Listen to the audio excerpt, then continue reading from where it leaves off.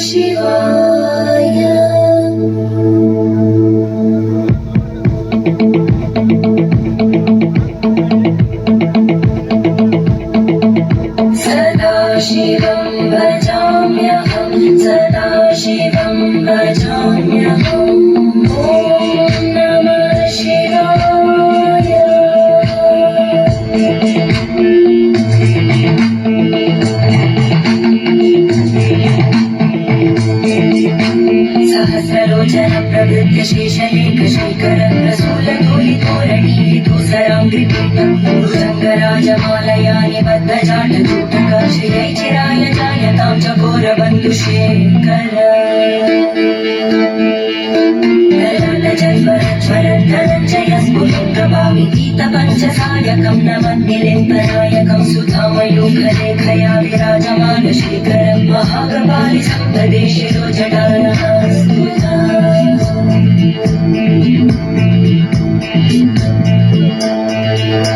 करालभालभट्टिकादगद्धगद्धगज्ज्वलद्धनञ्जयाहुतीकृत प्रचण्ड पञ्चसायके धराधरेन्द्रनन्दिनी कुचाग्रचित्रपत्रकार कल्पनैकशिल्पिनी त्रिलोचने रतिर्मम नवीनमेघमण्डली निरुद्धदुर्गरस्फुरद्गुहूनिषेधिनीतमप्रबन्धबद्धकन्धर निलिम्बनिर्झरीधरस्तनोतु कृत्तिसिन्धुर धरानिधानबन्धुर श्रियं जगद्गुरन्दर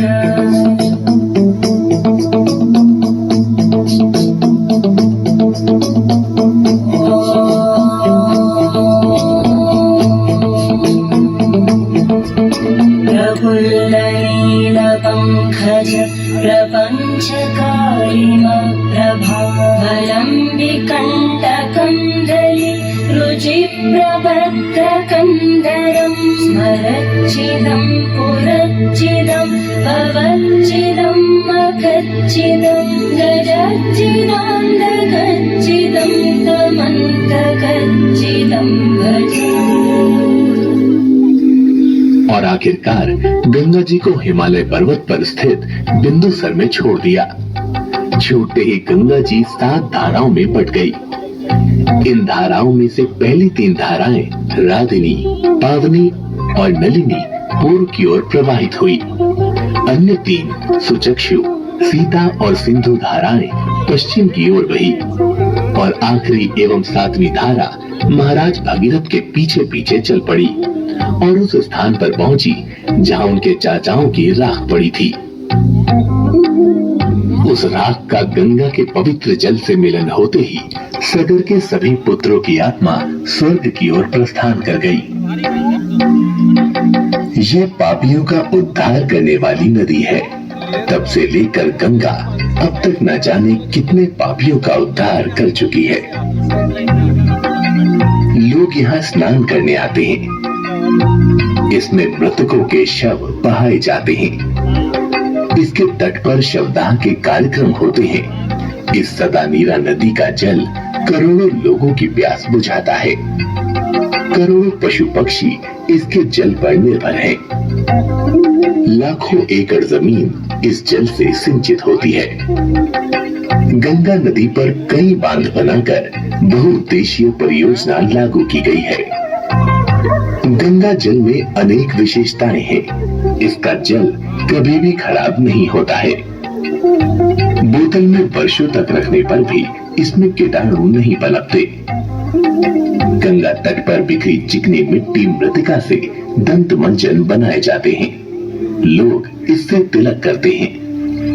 किंतु आज मां गंगा के तटों पर ऋषिकेश, हरिद्वार, बनारस, इलाहाबाद, कानपुर, पटना, बक्सर, बेगूसराय, साहिबाबाद, भागलपुर आदि बड़े बड़े महानगरों और शहरों में करोड़ों लोगों की जनसंख्या बसने के कारण मां गंगा के पवित्र जल को दूषित कर दिया है।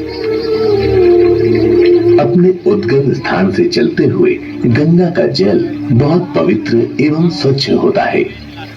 फिर धीरे धीरे इसमें शहरों के गंदे नाले का जल और प्लास्टिक, पॉलीथीन, कूड़ा करकट, खेतों में उपयोग में लाई जाने वाली रासायनिक दवाइयां मिलती जाती हैं।